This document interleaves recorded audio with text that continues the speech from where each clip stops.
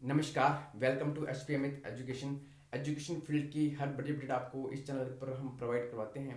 इसके साथ साथ हमारे एजुकेशन फील्ड में कोर्सेज भी रहते हैं जिसमें टीजीटी कमीशन सारे इंक्लूड रहते हैं। आज हम इस वीडियो में जनरल डिस्कशन करेंगे। कुछ आपके प्रश्न रहते हैं उनको थोड़ा सा क्लियर करने की कोशिश करेंगे, जिसमें सबसे पहला प्रश्न है सब्जेक्ट कम्बिनेशन का, और दूसरा टैट एलिजिबिलिटी का, और थर्ड नंबर पे है आपका एज रिलैक्सेशन का जो कि कमीशन में है। अभी हाल ही में आपने न्यूज़ सुनी थी कि जेवीटी कमीशन जो प्रीवियस पेंडिंग चला हुआ था उसकी एडवर्टीजमेंट निकली थी, तो उसमें एज रिलैक्सेशन दी गई है। तो क्या टीजीटी में भी वो एज रिलैक्सेशन रहेगी कि नहीं रहेगी, वो सारा हम इसमें डिस्कशन करेंगे।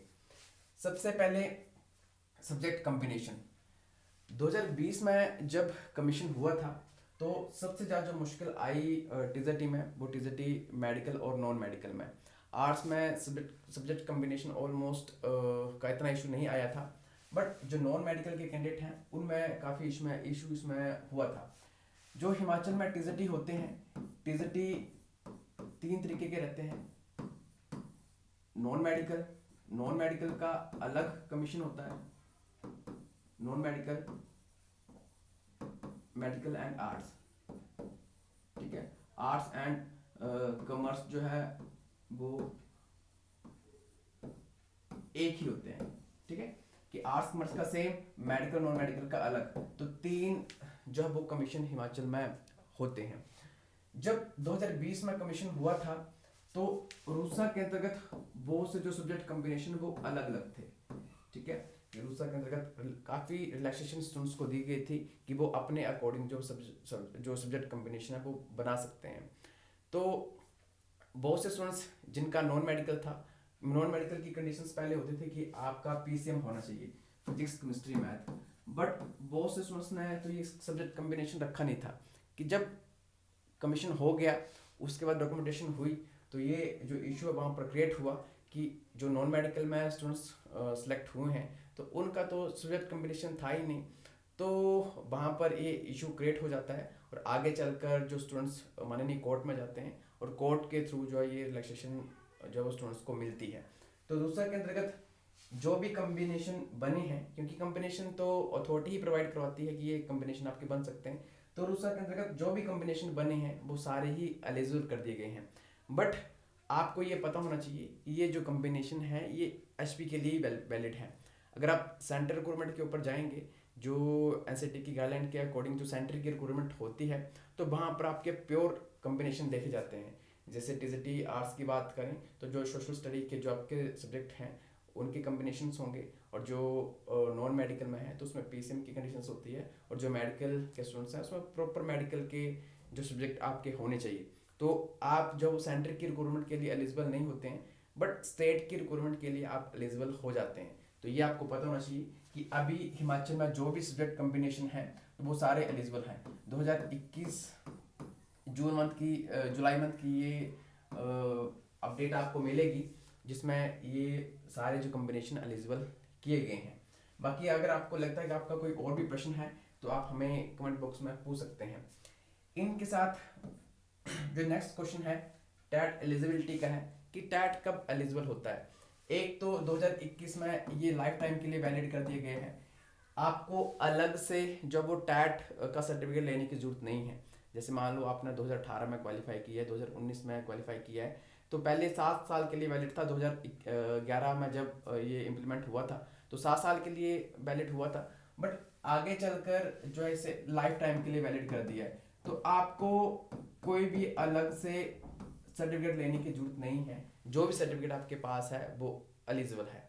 ठीक है, तो टैट लाइफ टाइम के लिए एलिजिबल है। इसमें जो इसकी एलिजिबिलिटी है वो लाइफ टाइम के लिए है। इसके साथ जो स्टूडेंट्स अभी बीएड कर रहे हैं या फिर जेबीटी कर रहे हैं या फिर और कोर्सेज जो रहते हैं वो कर रहे हैं, तो जो टैट वैलिडेशन है मेन तो ये देखा जाता है जब कमीशन की एडवर्टाइजमेंट आती है तो आपके पास जो है वो टैट का सर्टिफिकेट होना चाहिए। साथ साथ जो डिग्री है वो आपकी कंप्लीट होनी चाहिए। कमीशन की एडवर्टाइजमेंट में कोई भी परस्यू नहीं देखा जाता है, उसमें आपके पास डिग्री कंप्लीट होनी चाहिए, साथ साथ टैट आपके पास होना चाहिए। टैट ये कोई कंडीशन नहीं है, कहीं पे मेंशन नहीं किया गया है कि टैट फर्स्ट ईयर का वैलिड होगा या सेकंड ईयर का वैलिड होगा। मैक्सिमम बोला जाता है कि जो जिन्होंने सेकंड ईयर में टैट क्वालिफाई कर लिया है कोर्स के ड्यूरेशन में, तो वो वैलिड है। बट फर्स्ट ईयर में भी जिन्होंने क्वालिफाई किया तो वो भी कोई कंडीशन नहीं है, तो वो भी वैलिड माना जाता है। बट मेन यही कंडीशन है कि जब कमीशन की एडवर्टीजमेंट आती है तो आपके पास जो है वो उसका सर्टिफिकेट होना चाहिए, प्लस आपकी डिग्री जो है वो कंप्लीट होनी चाहिए, क्योंकि वहाँ पर परस्यू नहीं देखा जाता है, वहाँ पर कंप्लीट डिग्री आपकी जो वो देखी जाती है। थर्ड जो हमारा पॉइंट है वो एज लिमिट का है। एज कमीशन में जो होती है वो 18 to 45 होती है, ठीक है।